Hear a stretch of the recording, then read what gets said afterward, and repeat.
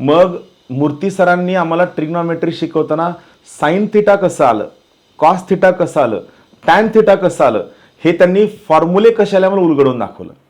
Normally अगोदर कसं असतं की आपण फक्त साइन थिटाचा फॉर्म्युला हा, कॉसचा हा आणि टॅनचा हा आपण नॉर्मली स्टडी करतो, पण तो पर्टिक्युलर फॉर्म्युला कसा आला हे त्यांनी उलगडवून सांगितलं. म्हणजे त्यात हे कळलं की एक व्यक्ती प्राचार्य आहे, मॅथ्सच्या फॅकल्टीला बरं नाही आहे, अर्जन्सी आहे, सो त्यांनी स्वतः स्टडी करून आम्हाला ट्रिग्नॉमेट्रीचं बेसिक शिकवलं.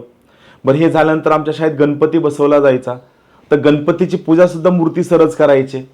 सकाळी आम्ही असेंब्लीला येण्याच्या अगोदर असं कधीच घडलं नाही की ते आले नाहीत, किंवा संडेला कधी कधी दुपारी आम्ही भर उन्हाचं खेळायला जायचो आणि त्यांच्या घराच्या बाहेरून जो स्कूटरचा आवाज आला किंवा म्हणजे पळत पळत पळत जेव्हा हॉस्टेलला लपायचो किंवा कुठेतरी ग्राउंडच्या खाली लपायचो.